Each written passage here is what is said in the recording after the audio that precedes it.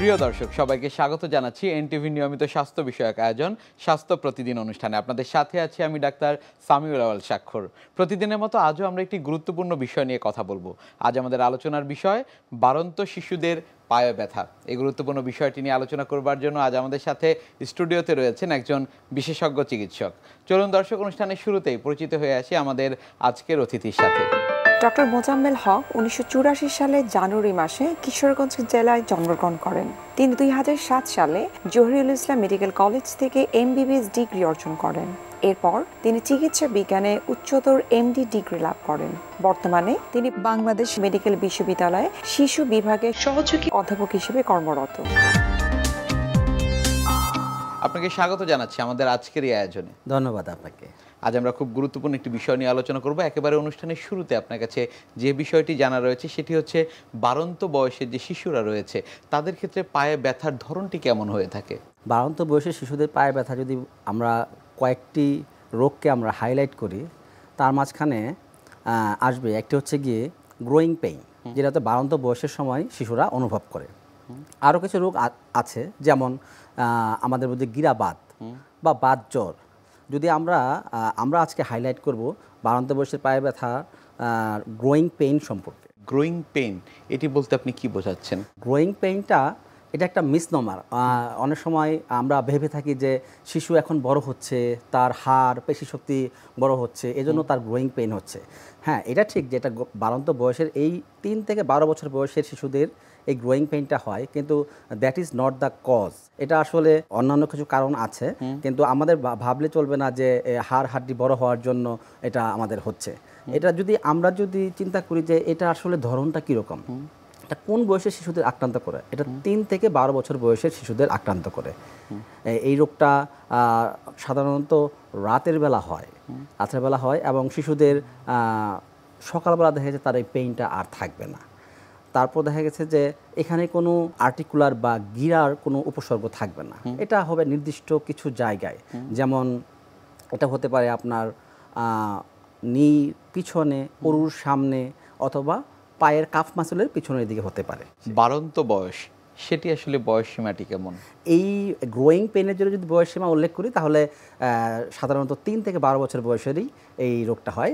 সাধারণত 3 বছরের আগে এটা খুব একটা আসে না, এবং 12 বছর বয়স যখন আমরা অতিক্রম করি তখন বাচ্চাদের এই যে বিরক্তিকর রাতের বেলা যে তার পায়ে ব্যথা হয়, তার যে একটা অস্বস্তিকর ভাব, কান্নাকাটি করে তার যে ঘুমের ব্যাঘাত ঘটে, এটা অনেকটাই উপশম হয় বা আরোগ্য লাভ করে বাচ্চারা। গ্রোয়িং পেইনের কারণ কি কি রয়েছে? এটার সুনির্দিষ্ট কোনো কারণ নেই, তবে আমাদের মেডিকেল সায়েন্সে এই গ্রোয়িং পেনের সাথে কিছু অ্যাসোসিয়েশন বা কিছু জিনিস আমাদেরকে এর কারণ খুঁজে বের করতে চেষ্টা করছে। যেমন কোনো বাচ্চা, যদি আমরা দেখি যে কোনো বাচ্চা দিনের বেলায় খুবই হাইপার অ্যাক্টিভ থাকে, সে একটু ধীরস্থির কম থাকে বা তার একটু লাফঝাপ বা দৌড়াদৌড়ি করে, তখন দেখা গেছে যে ওই বাবুটার রাতের বেলা একটু তার পায়ে ব্যথা হয়, তার একটু অস্বস্তি হয়। হ্যাঁ, এটার কারণ হচ্ছে যে দীর্ঘ সময় যখন পেশি আমাদের এক্সারসাইজ করে, তখন দেখা গেছে যে এই পেশিটা একটু ক্লান্ত হয়, তখন তার রাতের বেলা এই প্রবলেমটা হতে পারে। তাহলে একটা হচ্ছে গিয়ে যে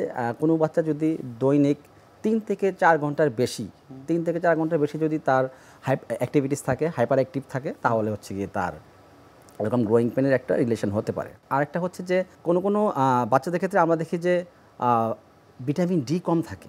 আমরা জানি যে ভিটামিন ডি আমাদের বোনসের জন্য বা হাড়ের জন্য একটা গুরুত্বপূর্ণ উপাদান, যেটা বোন মিনারেলাইজেশনের জন্য খুবই গুরুত্বপূর্ণ উপাদান। তো যদি যেহেতু আমরা আরবান এরিয়ায় থাকি, ওভারঅল আমাদের সান এক্সপোজার খুব কম হয়, সেজন্য দেখা যায় যে আমাদের বোনের মিনারেলাইজেশনটা ডিফেক্টিভ থাকে, ভিটামিন ডির ঘাটতি থাকে। তো ভিটামিন ডির যদি ঘাটতি হয়, ভিটামিন ডির যদি কোনো সমস্যা থাকে, বা আমার বোনসের মিনারেলাইজেশনের যদি ডিফেক্ট থাকে, তাহলে দেখা যাচ্ছে গ্রোয়িং পেন হতে পারে। গ্রোয়িং পেন এর বৈশিষ্ট্য কি কি রয়েছে? আচ্ছা, গ্রোয়িং পেনের সুনির্দিষ্ট কিছু বৈশিষ্ট্য আছে, যেটা থেকে আমি আর 2টা রোগের কথা বলেছিলাম, যেটা বলেছিলাম বাত জ্বর, আরেকটা হতে পারে গিরাবাত বা বাত রোগ। এই 2টা ডিজিজ থেকে আমরা গ্রোয়িং পেনকে সুনির্দিষ্টভাবে আলাদা করতে পারি। একটা যদি বলি আমরা গ্রোয়িং পেন কখন হবে, গ্রোয়িং পেন কখনোই দিনের বেলা হবে না, গ্রোয়িং পেন হবে সন্ধ্যার পর বা রাতের বেলা। বাত রোগ বা বাত জ্বর এটা দিনের বেলা হতে পারে। গ্রোয়িং পেন সুনির্দিষ্ট কিছু জায়গায় হবে, যেমন হচ্ছে কাফ মাসলে হবে, উরুর সামনের অংশে হবে, নি জয়েন্টের পিছনে হবে, কিন্তু বাত রোগে বাত জ্বর অবশ্যই গিরা ইনভলভড হবে। এখানে আমার জয়েন্ট ফুলে যাবে, জয়েন্টের লাল হয়ে যেতে পারে, চামড়া লাল হয়ে যেতে পারে, জয়েন্ট ফুলে যেতে পারে, জয়েন্টে অনেক বেশি পেইন হবে এবং সকালবেলা যখন শিশুটি যদি বাত রোগ হয়, শিশুটি যখন ঘুম থেকে উঠবে তখন সে পা ফেলতে পারবে না, তার হাঁটতে সমস্যা হবে। কিন্তু গ্রোয়িং পেইন কখনোই দিনের বেলা তার উপসর্গ থাকবে না, সে মর্নিংয়ে তার সিমটম ফ্রি থাকবে এবং তার কখনোই কোনো জয়েন্ট আক্রান্ত হবে না, জয়েন্টের কোনো ব্যথা বা উপসর্গ থাকবে না। তারপরে যদি আমরা আসি গ্রোয়িং পেইন, আমরা যদি ম্যাসাজ করি তাহলে গ্রোয়িং পেইন বাচ্চা আরাম পাবে, বাচ্চার তখন উপসর্গটা লাঘব হবে। কিন্তু আমরা যদি বাত জ্বর বা বাত রোগের ক্ষেত্রে যদি আমরা জয়েন্টকে ম্যাসাজ করতে যাই বা টাচ করি, পেশেন্ট অনেক টেন্ডার ফিল করবে, পেশেন্টের অনেক পেইন হবে।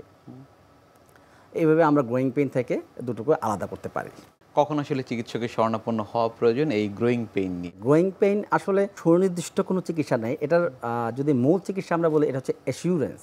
আমাকে পেশেন্টকে অ্যাসিউর করতে হবে, বাবা মাকে অ্যাসিউর করতে হবে যে আসলে গ্রোয়িং পেইন। চিকিৎসা পদ্ধতির বিষয়টি জানার আগে একটু জানতে চাচ্ছিলাম যে কখন আসলে চিকিৎসকের শরণাপন্ন হবেন অভিভাবকরা তার এই বাচ্চাদের নিয়ে? যদি বলেন যে গ্রোয়িং পেনের জন্য কি চিকিৎসকের শরণাপন্ন হওয়া দরকার আছে কিনা, আসলে গ্রোয়িং পেন এটা কোনো মারাত্মক কোনো ব্যাধি নয়।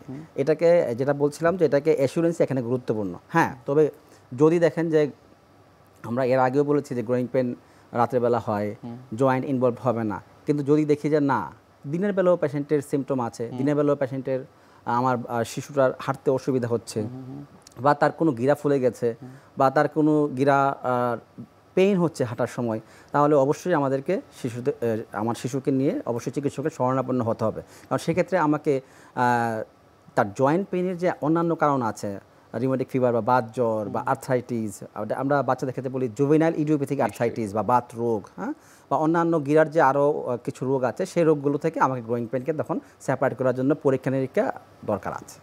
কী কী পরীক্ষা নিরীক্ষার প্রয়োজন পড়ে?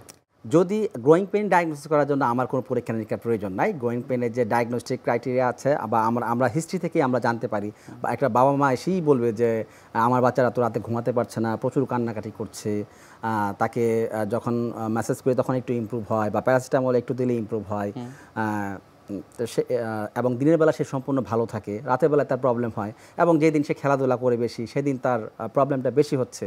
তো এভাবে করে আমরা বুঝতে পারি যে না এটা গ্রোয়িং পেন। কিন্তু যদি গ্রোয়িং পেন ছাড়া আমরা অন্য কিছু চিন্তা করি, সাপোজ আমার জুভেনাইল ইডিওপ্যাথিক আর্থ্রাইটিস বা আমি একটা নি জয়েন্টের বাত রোগ চিন্তা করলাম, সেক্ষেত্রে আমাকে পরীক্ষা করতে হবে। যেমন আমরা কিছু কিছু পরীক্ষা আমরা খুব সহজেই আলাদা করতে পারি, যেমন একটা CBC with complete blood count, CBC পরীক্ষা, এবং আরও কিছু ইনফ্ল্যামেটরি মার্কার আছে। এই পরীক্ষাগুলোর মাধ্যমে আমরা বাত রোগ অথবা বাত জ্বর থেকে এই গ্রোয়িং পেনকে বা বাড়ন্ত বয়সী শিশুদের পায়ে ব্যথা থেকে আমরা আলাদা করে ফেলতে পারি। কাউন্সেলিংটি কীভাবে করে থাকেন? বাবা মা যদি এসিওর না হয় তাহলে কিন্তু তার ভোগান্তি কমবে না। আসলে আমাকে প্যারেন্টসকে প্রথমেই বোঝাতে হবে যে দেখুন এটা আসলে কোনো ওরকম কোনো মারাত্মক কোনো ব্যাধি নয়, এটা হচ্ছে গিয়ে শিশুদের একটা বাড়ন্ত বয়সের বাচ্চাদের পায়ে ব্যথা হয়, এটা এমনিতেই সেরে যাবে, নির্দিষ্ট বয়সের পরে এমনিতেই সেরে যাবে। আপনি যদি ম্যাসাজ করেন এবং কিছু হোম রেমেডি নেন তাতেই আপনার বাচ্চার উন্নতি হবে। এখানে ব্যথার ওষুধ একেবারেই দেওয়ার দরকার নেই বা অন্যান্য চিকিৎসা নেওয়ারও দরকার নেই। অনেক সময় আমরা অনেক ব্যথার ওষুধ এবং আরও কিছু দেখা গেছে যে আমাদের ডায়াগনোসিস গ্রোয়িং পেন, কিন্তু আমরা অন্যান্য রোগের চিকিৎসা নিচ্ছি। এভাবে আমাদের চিকিৎসার ব্যয় এবং ওভার ডায়াগনোসিস এবং ওভার ট্রিটমেন্ট হচ্ছে। অভিভাবক যদি আমার কনভিন্স থাকে যে না এটা গ্রোয়িং পেন, এটার কোনো সমস্যা নেই, এটা এমনিতেই সেরে যাবে একটা নির্দিষ্ট বয়সের পরে, এটার জন্য সিম্পল ম্যাসাজ অথবা আমার প্যারাসিটামল বা ভিটামিন ডির ঘাটতি থাকলে আমি ভিটামিন ডি দিতে পারি। বাড়ন্ত বয়সের সব শিশুদের ক্ষেত্রে কি গ্রোয়িং পেন দেখা যায়? সব শিশুদের ক্ষেত্রে গ্রোয়িং পেন দেখা দেয় না। আমাদের প্রিভিয়াস স্টাডিজ বলে যে বাড়ন্ত বয়সে সাধারণত 10 to 40% পেশেন্টের ক্ষেত্রে এরকম বাড়ন্ত বয়সের বাচ্চাদের পায়ে ব্যথা হতে পারে, সকল শিশুদের হয় না। ভিটামিন ডি এর সাথে এর সম্পর্কের কথা আপনি বলছিলেন, পরবর্তীতে আসলে সেই বিষয়টি ভিটামিন ডি এর বিষয়টি কিভাবে নিশ্চিত করা হয়ে থাকে? আচ্ছা, যদি এখন যেহেতু রিসেন্ট স্টাডিজে আমরা বেশ কিছু স্টাডি করে দেখেছি যে আমার ব্যক্তিগত একটা স্টাডি আছে যে গ্রোয়িং পেনের সাথে ভিটামিন ডির অনেক ডেফিসিয়েন্সি থাকে। তো আমরা সাসপেক্ট করি যে না এই পেশেন্টের সান এক্সপোজার কম, ওর ভিটামিন ডি ঘাটতি থাকতে পারে বা ওর ভিটামিন ডি ঘাটতির আরও কোনো ফিচার আমরা পাই, তাহলে সেক্ষেত্রে আমরা ভিটামিন ডি রক্তে ভিটামিন ডি লেভেল আমরা চেক করতে পারি। ভিটামিন ডি লেভেল যদি আমরা চেক করি, এটা যদি লেভেলটা 30 বেশি থাকে তাহলে তো নর্মাল, 20 to 30 হলে এটা ইনসাফিসিয়েন্সি এবং 20 লেস হলে এটা হচ্ছে ডেফিসিয়েন্সি। ভিটামিন ডি এর ব্যাপারে শুনছিলাম, যাদের আসলে ভিটামিন ডি ডেফিসিয়েন্সি রয়েছে তাদের ক্ষেত্রে সেই বিষয়টি চিকিৎসা পদ্ধতি কিভাবে আপনারা নিশ্চিত করে থাকেন? যদি আমরা আমাদের blood level of vitamin D করে যদি দেখি যে আমাদের ভিটামিন ডি ডেফিসিয়েন্সি বা ইনসাফিসিয়েন্সি আছে, তাহলে সেক্ষেত্রে আমাদেরকে ভিটামিন ডি সাপ্লিমেন্ট করতে হবে। আমরা সবাই জানি ভিটামিন ডির একটি সোর্স হচ্ছে ন্যাচারাল সোর্স ফ্রম সানলাইট। তাহলে আমাদেরকে এটা এনশিওর করতে হবে পর্যাপ্ত সান এক্সপোজার যেন হয়, সপ্তাহে অন্ততপক্ষে 3 থেকে 5 দিন, সে যেন আধা ঘন্টা সকাল 10টা থেকে 3টার মধ্যে সে যেন সান এক্সপোজার, তার জন্য সান এক্সপোজারটা হয়। এতে করে আমাদের 80 to 90% ভিটামিন ডি আমরা ফ্রম ন্যাচারাল সোর্স থেকে পেয়ে যাব। এখন আমরা আসি সাপ্লিমেন্টেশন। পূর্বে শিশুদেরকে স্ট্রস থেরাপি বা একটা থেরাপি দিতাম, যে 2 লাখ ইউনিট সিঙ্গেল ডোজে মুখে খেয়ে ফেলবে দুধ বা পানির সাথে মিশিয়ে। এটা থেকে এখন আমরা সরে আসছি, এখন আমরা ডেইলি থেরাপি দিই। যদি ভিটামিন ডি ডেফিসিয়েন্সি থাকে তাহলে 3000 to 5000 ইউনিট করে তাকে প্রত্যেক দিন আমরা দিই। এটা 3 মাসের জন্য দিই। সাথে আমরা ক্যালসিয়াম সাপ্লিমেন্টেশন দিই। সাপ্লিমেন্টেশনটা আমরা করি যেন ভিটামিন ডি এবং ক্যালসিয়াম ভালো অ্যাবজর্পশন হয়। এতে করে আমাদের 3 মাস পরে তার ভিটামিন ডি ডেফিসিয়েন্সি থাকে তাহলে এটা ঘাটতি পূরণ হয়ে যাবে। 3 মাস পর আমরা আবার ব্লাড লেভেলটা রিপিট করে দেখতে পারি তার ভিটামিন ডির ঘাটতি কি পূরণ হলো কি হলো না। আপনারা সেক্ষেত্রে আসলে উন্নতি কেমন দেখেন? আমাদের পার্সোনাল এক্সপিরিয়েন্স হচ্ছে যে ভিটামিন ডি সাপ্লিমেন্টেশন দেওয়ার পর এবং প্রপার যদি তার ফুড এবং তার সান এক্সপোজার যদি প্রপারলি মেনটেন করে এবং প্রপারলি যদি সে ড্রাগ কমপ্লায়েন্স, সে যদি নিয়মিত ভিটামিন ডি ইনটেক করে, তার ক্ষেত্রে অবশ্যই ভিটামিন ডি ডেফিসিয়েন্সিটা রিকভারি করে। গ্রোয়িং পেইন এর চিকিৎসা পদ্ধতি কি কি রয়েছে? বাবা মা অসুস্থ হয়ে গেলে এটা একটা চিকিৎসার বড় একটি পার্ট, যে না he or she is sure যে না আমার বাচ্চার এটা বা শিশুর এটা বড় কোনো রোগ নয়। তারপর আমরা হোম রেমেডি কিছু আছে, যেমন আমি কিছু মেসেজ করতে পারি। এর আগেও বলেছি ভিটামিন ডি ডেফিসিয়েন্সি থাকলে আমরা ভিটামিন ডি সাপ্লিমেন্টেশন করতে পারি। তারপর হচ্ছে অ্যাডুকুয়েট সান এক্সপোজার করতে পারি। তারপর হচ্ছে গিয়ে আমাদের যেটা করতে হয়, যদি বাচ্চার বেশি কোনো পেইন হয়, ব্যথা হয়, তাহলে আমি প্যারাসিটামল, সিম্পল প্যারাসিটামল দিতে পারি। নিশ্চয়ই 15 মিলিগ্রাম পার কেজি পার ডোজ আমার বাচ্চার ওজন অনুযায়ী আমরা প্যারাসিটামল দিতে পারি। কিন্তু এর সাথে অন্য কোনো অ্যানেসাইডস আমরা যেটা ব্যথার ওষুধ আমরা ইউজ করি সেগুলো এখানে ব্যবহার করা যাবে না। বাড়ন্ত শিশুদের পায়ে ব্যথার বিষয়গুলো নিয়ে আপনার কাছ থেকে আমরা আরও শুনবো। তবে তার আগে আমাদের এই অনুষ্ঠানে একটি নিয়মিত সেগমেন্ট হচ্ছে বিভিন্ন খাদ্যের পুষ্টি গুণাগুণ সম্পর্কে আমাদের দর্শকদের জানিয়ে দেয়া। প্রিয় দর্শক, দেখছেন স্বাস্থ্য প্রতিদিন। কথা হচ্ছিল খুব গুরুত্বপূর্ণ একটি বিষয়, বাড়ন্ত শিশুদের পায়ে ব্যথা নিয়ে। অনুষ্ঠানে এ পর্যায়ে দেখে নেব বিভিন্ন খাদ্যের পুষ্টি গুণাগুণ সম্পর্কে আমাদের পুষ্টিবিদের কাছ থেকে। অনেক বাবা মায়ের রয়েছেন যারা কিন্তু সন্তানের উচ্চতা বৃদ্ধি নিয়ে খুব টেনশনে থাকেন। আসলে উচ্চতাটা ডিপেন্ড করে অনেকটা বংশগত বিষয়ের উপর, বাবা মায়ের হাইটের উপর বা পূর্বপুরুষদের হাইটের উপর ডিপেন্ড করে। এর পাশাপাশি কিন্তু উচ্চতা আরও একটা বিষয়ের উপর ডিপেন্ড করে, সেটা হলো পুষ্টি বা নিউট্রিশন। আপনার যদি বাচ্চা নিউট্রিয়েন্ট ডেফিসিয়েন্সি থেকে থাকে তখন কিন্তু বাচ্চার দেখা যাবে যে এই পুষ্টির অভাবের কারণে কিন্তু আপনার বাচ্চার উচ্চতা বা ওজন ঠিক মতো বাড়বে না। তাই বাচ্চার উচ্চতা যাতে সঠিকভাবে বাড়ে এই কারণে কিন্তু আপনার বাচ্চার খাবারে অবশ্যই পুষ্টিকর খাবার রাখতে হবে। আমরা বলে থাকি যে 5 বছর বয়সের আগে যদি বাচ্চার নিউট্রিয়েন্ট ডেফিসিয়েন্সি হয় বা অপুষ্টিতে যদি ভুগে থাকে বাচ্চা, সেই সব বাচ্চার কিন্তু পরবর্তীতে আপনার হাইটটা একটু কম হয়ে থাকে। তাই এই কারণে অবশ্যই আপনার বাচ্চার খাবারে আপনি পুষ্টিকর খাবার রাখবেন। যেসব বাচ্চাদের রক্ত স্বল্পতা বা রক্তশূন্যতা থাকে এইসব বাচ্চাদের কিন্তু হাইটের উপর খুব ইফেক্ট পড়ে বা হাইটটা একটু কম হয়। তো এই কারণে অবশ্যই আয়রনযুক্ত যে খাবার যেগুলো রয়েছে, আয়রন এবং ফলিক অ্যাসিড যুক্ত খাবার অবশ্যই আপনার বাচ্চার খাবারে রাখতে হবে। আপনি এক্ষেত্রে যেটা করবেন, যে দেখা যায় যেসব খাবারে আয়রন পাওয়া যায় যেমন কলা, খেজুর, বেদানা, দেশীয় যে ফল যেগুলো রয়েছে, সবুজ শাকসবজি এবং হলুদ রঙের যে সবজি এবং ফলমূল রয়েছে, এগুলো আপনার বাচ্চার খাবারে রাখবেন। এগুলোতে প্রচুর পরিমাণে আয়রন এবং ফলিক অ্যাসিড পাওয়া যায়। আয়রন এবং ফলিক অ্যাসিড আপনার বাচ্চার রক্ত স্বল্পতা দূর করার পাশাপাশি কিন্তু উচ্চতা বাড়াতেও সাহায্য করবে। আয়রনযুক্ত খাবার খাওয়ানোর সময় অবশ্যই ভিটামিন সি যুক্ত খাবার আপনার বাচ্চার খাবারে রাখতে হবে, কারণ আয়রনযুক্ত খাবার খেলেই যে আপনার আয়রনের চাহিদা পূরণ হবে সেটা না, আয়রনটা অ্যাবজর্ব ও শোষণ করতে হবে শরীরে। সেই কারণে সাথে অবশ্যই ভিটামিন সি রাখতে হবে। আপনার কমলা, লেবু, মালটা, কাঁচামরিচ, ধনেপাতা, পুদিনা পাতা বা সিজনাল যে টক ফল যেগুলো রয়েছে এগুলো আপনার বাচ্চার খাবারে নিয়মিত রাখুন। প্রোটিন যদি কম হয়, বাচ্চা যদি প্রোটিন ডেফিসিয়েন্সিতে ভুগে থাকে, এইসব বাচ্চার উচ্চতা অবশ্যই কম হয়।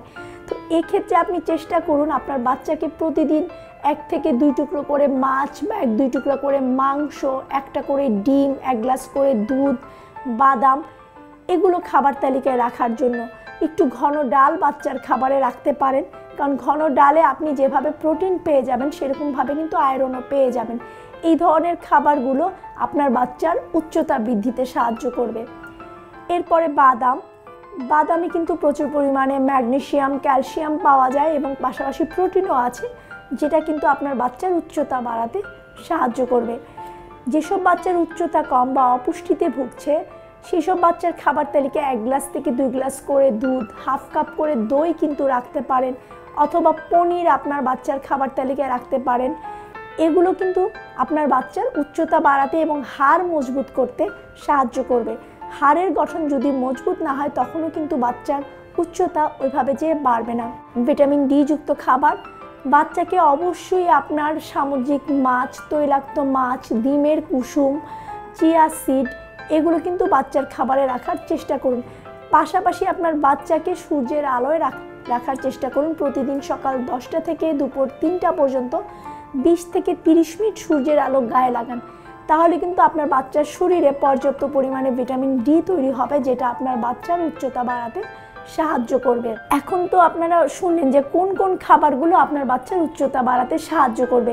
এইসব খাবার খাওয়ার পাশাপাশি অবশ্যই আপনার বাচ্চাকে নিয়মিত খেলাধুলা করাবেন, কারণ খেলাধুলা কিন্তু বাচ্চার অ্যাক্টিভিটি লেভেল যখন বাড়বে সেটা কিন্তু বাচ্চার হাইট বাড়াতে সাহায্য করবে।